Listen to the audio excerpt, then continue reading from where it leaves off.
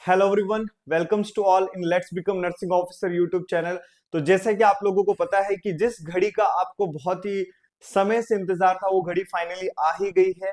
और आपने वीडियो के थंबनेल को देख ही लिया होगा कि जो हमारा जो आज का वीडियो होने वाला है वो पेपर सॉल्विंग स्किल के ऊपर या पेपर सॉल्विंग स्ट्रेटेजी के ऊपर होने वाला है। और साथ ही साथ आपको एग्जाम में जाने से पहले क्या क्या चीजें ध्यान में रखनी है उस चीजों को लेकर के होने वाला है। वैसे तो मुझे वीडियो पहले बना लेना चाहिए था, बट ड्यू टू ईद मैं भी अपने घर था तो मैं वीडियो आप लोगों के लिए जल्दी नहीं लेकर आ पाया। बट स्टिल कभी भी ज्यादा लेट नहीं होती है। अगर अभी भी कुछ लोग जग रहे होंगे तो वो वीडियो को जरूर देखेंगे, और सुबह कल एग्जाम में जाने से पहले भी शायद वीडियो काफी लोग देखेंगे। तो जितने लोगों तक ये पहुंच पाए उतना ही अच्छा है। दूसरी बात, अब देखिए यहाँ पे जो एग्जाम है आप लोगों का कल नॉर्थ सेट का जो होने वाला है, उसमें आपको कुछ कुछ बेसिक चीजें हैं। जिन लोगों ने पहले एग्जाम दिए हैं उन लोगों को ये चीजें पता है बेसिकली, लेकिन जो लोग पहली बार एग्जाम दे रहे हैं, और आई नो बहुत सारे लोग इस बार पहली बार एग्जाम दे रहे हैं क्योंकि बहुत सारे बैचेस अभी पास आउट हुए हैं और वो लोग बहुत एक्साइटेड भी होंगे। इवन सभी एक्साइटेड होंगे, बट जो लोग पहली बार एग्जाम दे रहे हैं उन लोगों का एक्साइटमेंट लेवल कुछ और ही अलग होता है। तो ये वीडियो आप सभी लोगों के लिए बहुत इंपॉर्टेंट साबित होने वाला है। तो देखिए, आपको मैं यहाँ दो चीजों पे बात करूंगा। पहली ये कि पेपर को कैसे सॉल्व करना है, जो कि बहुत इंपॉर्टेंट है क्योंकि इसमें पैटर्न चेंज हुआ है।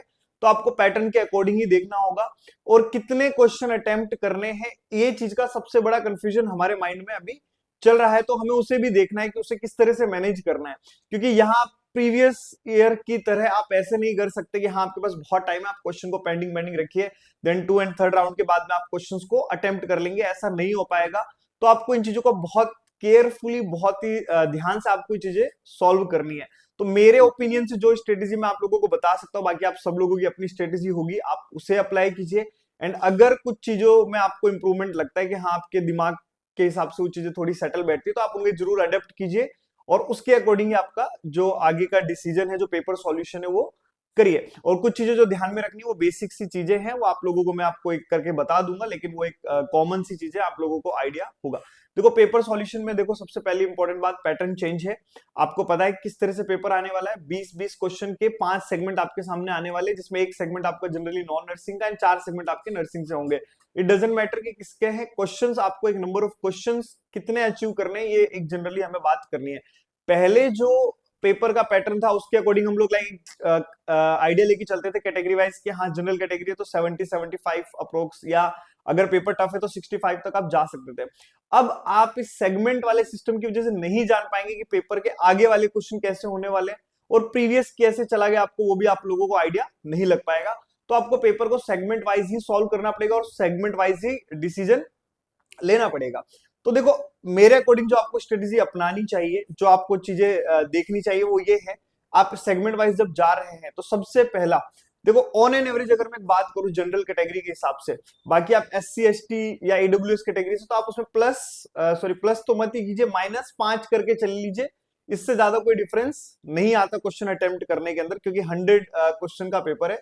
तो -5 और 7 क्वेश्चन इतना ही डिफरेंस होता है, अदरवाइज ज्यादा कोई गुंजाइश होती नहीं यहाँ पे पेपर के अंदर MCQs के डिफरेंशिएशन को लेकर के।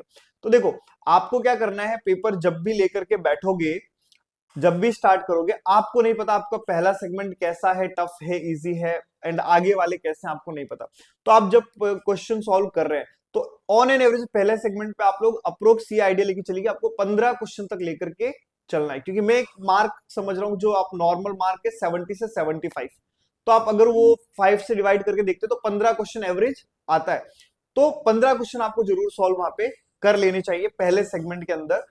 और अब वो सेगमेंट में सॉल्व करने के पीछे तरीका क्या रहेगा, आप लोग देखिए, अननेसेसरी ज्यादा तुक्के भी नहीं मारने। क्योंकि देखो, एक माइंड में एक चीज रखो, जिसने पढ़ाई की है ना, अगले अभी 5-6 महीने जिन्होंने अच्छे से मेहनत की है, ईमानदारी से पढ़ाई की है, उन लोगों को ज्यादा तकलीफ होगी नहीं। ठीक है, जिन्होंने नहीं पढ़ा है वो थोड़ा सा माइंड में थोड़ा सा स्मार्ट मूव की तरह चलना है। तो देखो, करना क्या है आपको, पहला सेगमेंट आपको जो क्वेश्चन क्लियर कट आते हो तो करने ही करने हैं। ठीक है, इसमें कोई दो राय नहीं है, जो आता है वो आप करोगे, मेरे को बोलने की जरूरत नहीं है, आपको करने ही करने हैं।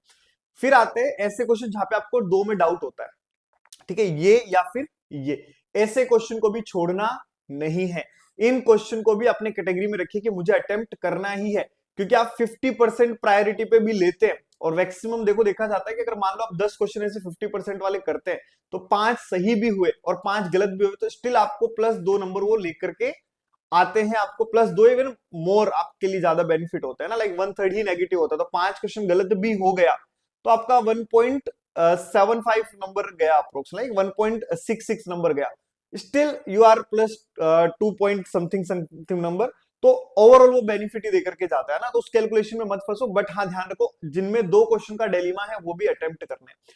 और ऐसा करके अगर आपके 15 क्वेश्चन आप टच कर देते हैं तो अननेसेसरी रिस्क लेने की जरूरत नहीं है, आप नेक्स्ट वाले सेगमेंट में मूव कर सकते हैं। लेकिन ध्यान रखें 15 प्लस जरूर टच करें फर्स्ट सेगमेंट के अंदर, क्योंकि आगे क्या है आपको नहीं पता है। इजी होगा तो आपके लिए अच्छा ही, टफ है तो ऑब्वियसली आपको करना पड़ेगा, एक सफिशिएंट नंबर तो अटेम्प्ट करना ही पड़ेगा। फिर आइए सेकंड सेगमेंट में।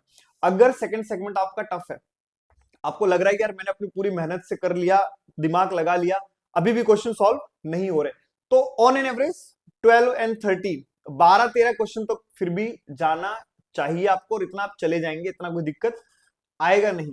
ठीक है, और जहां तक मेरा आइडिया, पेपर इजी ही मिलने वाला है आप लोगों को, इजी भी ना बोल के एवरेज आपको पेपर मिलेगा, क्योंकि सीटें कम है ना, तो वो ट्राई करेंगे कि ज्यादा कट ऑफ ना जाए, है ना, इजी पेपर होगा तो कट ऑफ ज्यादा जाने के चांसेस होंगे, तो may be like on an average paper आप बोल सकते हैं माइल्ड टू मॉडरेट तक का पेपर आ सकता है। बाकी नो वन नोज, एम्स कुछ भी कर सकता है ना, किसी को कुछ पता नहीं है ना, कुछ भी बोल सकता, कुछ भी कर सकता है। अब तीसरी बात, जब आप यहाँ पे अगर नहीं आ रहे हैं, थोड़ा टफ है, तो 12-13 के आसपास आप लेकर के जा सकते हैं, क्योंकि फिर आगे आपके पास एक अकाउंट में जा रहे हैं क्वेश्चन, है ना, अप्रोक्स। थर्ड सेगमेंट में आइए, थर्ड सेगमेंट आपको पता चल जाएगा पेपर टफ है इजी है, क्या होने वाला है पेपर का लेवल। तो थर्ड सेगमेंट जैसे ही मिलता है, अगर लग रहा है पेपर इजी है तो ऑब्वियस 15 प्लस जाना ही, कम लग रहा है तो थोड़ा सा कम ले लीजिए, लेकिन वही क्वेश्चन आपको मैं अभी भी बता रहा हूँ, जिसमें क्लियर कट हो वो तो करोगे, 2 में डाउट हो वो भी करना है। बट मान लो ऐसा लग रहा है कि 10 ही क्वेश्चन आ पा रहे, फिर आप थर्ड वाले पे भी जा सकते हैं। It may be risky, but हाँ ऐसा होता है, नुकसान भी नहीं होगा फायदा भी नहीं होगा, वो बस दिखने में विजुअली तरीके से आपको ऐसा लगेगा कि यार मैंने क्वेश्चन ज्यादा गलत कर दिया, बट एक्चुअल रिजल्ट में ज्यादा फर्क नहीं आता इन चीजों से। ठीक है, एग्जाम्पल बताऊंगा मैं आप लोगों को कुछ एक ऐसे ना जहां ये चीजें हुई है।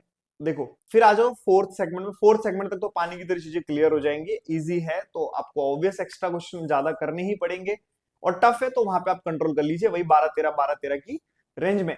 पेपर ओवरऑल टफ आता है तो आप 65 से 70 as a general candidate safe है। ठीक है, और SC ST कैटेगरी के हैं, अगर आप EWS कैटेगरी से पेपर फाइट कर रहे हैं तो आप 60 से 65 तक में भी सेफ प्ले एक तरह से हो सकता है। ठीक है, लेकिन हाँ जनरल कैटेगरी से तो आप मान के चलिए like 65 above max to max tough paper आएगा तब भी, क्योंकि आप अगर क्योंकि ऑब्वियस सी बात है, क्वालिफाइंग मार्क्स ही 50% है और सीटें बहुत कम है, तो आप, मुझे ऐसा लगता है कि अगर आप मान लो आपने 60 क्वेश्चन किए, गलत होंगे, ऑब्वियस बात है, देखो आप 100% सही नहीं कर पाओगे, तो आपके 60 में से 5-6 क्वेश्चन भी गलत होते हैं, है ना, इतने होंगे, इससे ज्यादा ही होंगे, मैं तो बहुत कम बोल रहा हूँ, आपके 7-8 क्वेश्चन भी गलत होते, आप एकदम मार्जिन पे आके अटक जाओगे, तो क्या ही फायदा। क्योंकि यहाँ ऐसा तो है नहीं कि यार नहीं चलो इस बार अच्छे नंबर आए, नेक्स्ट में थोड़ा एक्स्ट्रा प्रिविलेज दे दे, नो, इट्स लाइक करो या मरो। तो अगर ऐसी सिचुएशन में हो तो ऑब्वियस बात है क्वेश्चन कर सकते हो, ज्यादा टेंशन लेने की जरूरत नहीं है। मान लो आपको 100 में से 50 ही क्वेश्चन आ रहे हैं, आपको नहीं सर मैं तो 50 ही करूंगा, like it's like suicidal attempt you can say. आपको 50 क्वेश्चन आते हैं, आपने 50 कर दिए, 50 के 50 भी सही हो गए तब भी नहीं क्वालिफाई कर पाओगे, तो you have to take risk, और वो रिस्क लेना बेनिफिशियल ही होता है, नुकसान कहीं नहीं होता। लाइक मैं प्रीवियस एग्जांपल में हमेशा से शेयर करता हूं, मैं फिर से आपसे शेयर करना चाहूंगा। One of our classmate was attempted 96 questions and she was like देखते हैं क्या होता है। अब तुम खुद सोचो 96 के 96 भी, and she was from general category, तो अब खुद आप सोच लो 96 क्वेश्चन करके जनरल कैटेगरी में, इमेजिन कर लो 96 के 96 भी सही हो गए, ठीक है, तो क्या फायदा हुआ, है ना। मेरे को ये बात नहीं समझ में आती कि क्यों आप लोग इस चीज को नहीं समझ पाते, तो एक मिनिमम मार्क तो क्रॉस करना ही पड़ेगा। तो उस जनरल कैटेगरी के स्टूडेंट के लिए मिनिमम मार्क 65-70 प्लस ही होता है।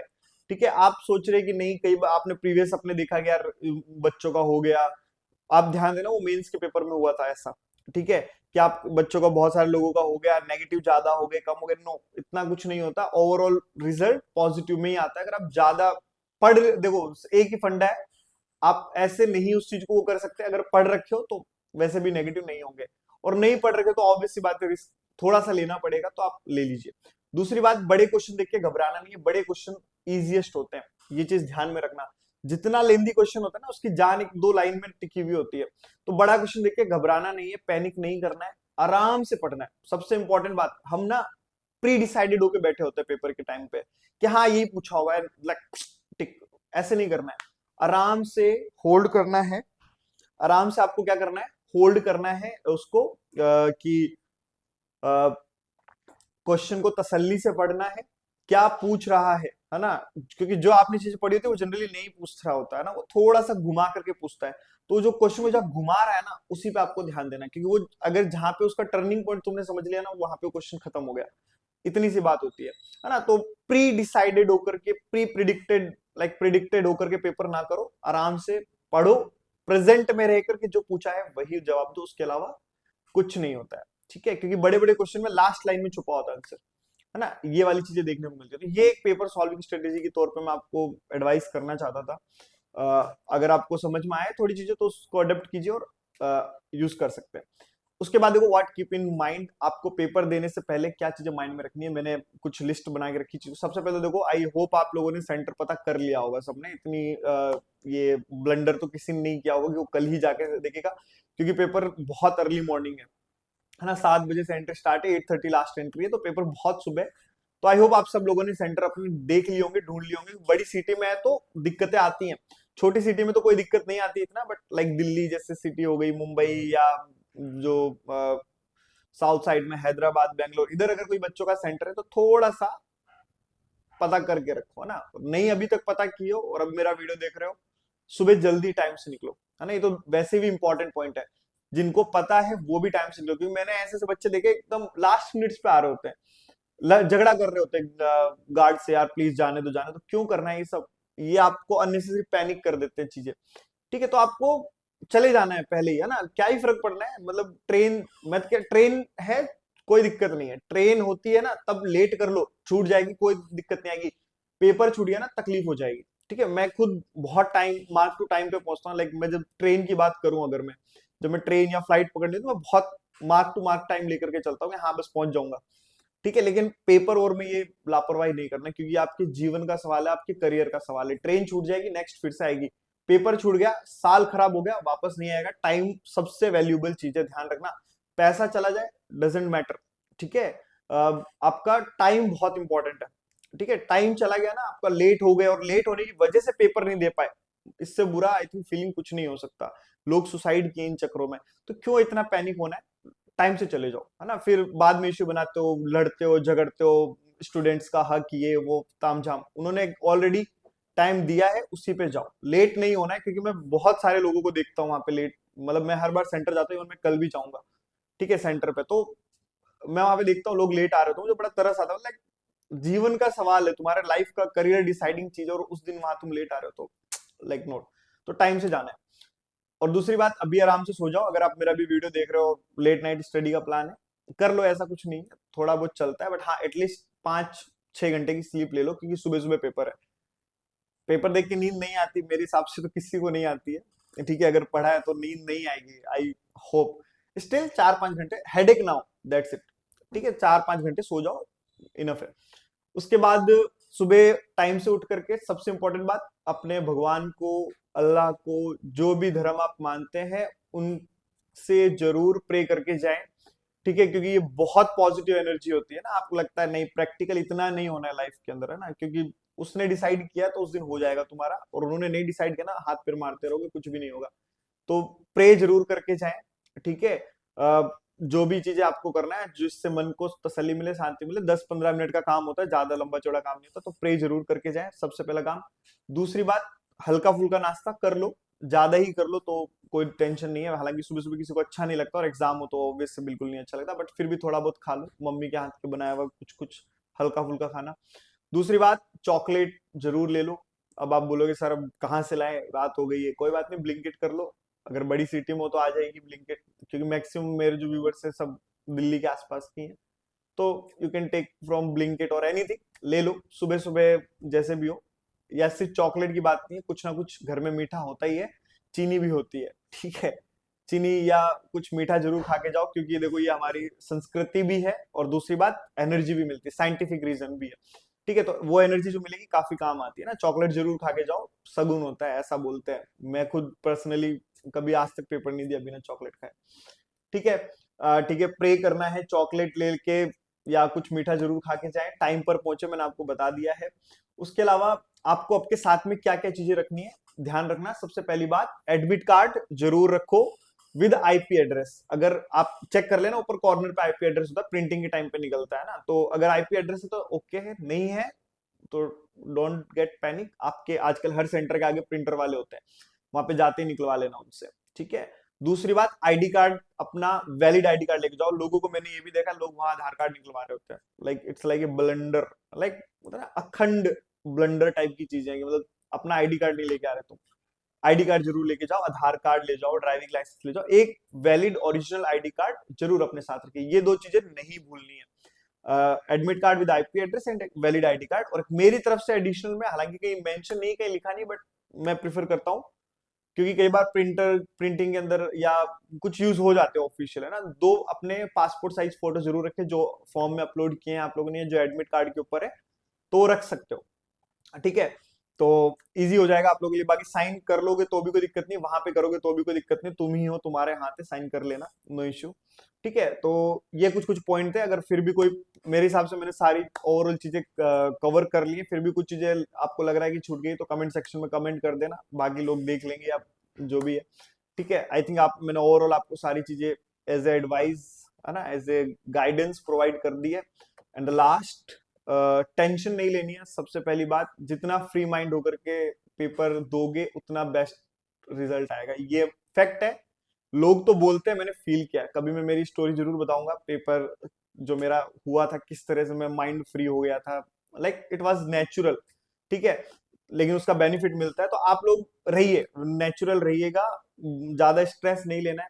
इवन जब वो 1 घंटा स्क्रीन पे बैठे होगे ना, अंदर एंट्री करने के बाद में ऐसा लगेगा सब भूल गए, that is the first symbol के, हाँ आपको काफी चीजें आती हैं, हालांकि उस टाइम भूल जाओगे ऐसा लगेगा, लेकिन जब क्वेश्चन करोगे ना, वन बाय वन अपने आप होगा, नेचुरल, पढ़ाई किया हुआ कहीं बर्बाद नहीं जाएगा, अपने आप सब कुछ सही होगा, ठीक है। तो ऑल द बेस्ट सभी को, मैक्सिमम लोगों के साथ वीडियो शेयर करो, ठीक है। पेपर अच्छे से दो, once again all the best, आपके साथ भगवान है, आपके साथ मेरी बेस्ट विशेष है, हम सभी लोगों की बेस्ट विशेष है, ठीक है। तो थैंक यू सो मच, मिलते हैं एग्जाम के बाद।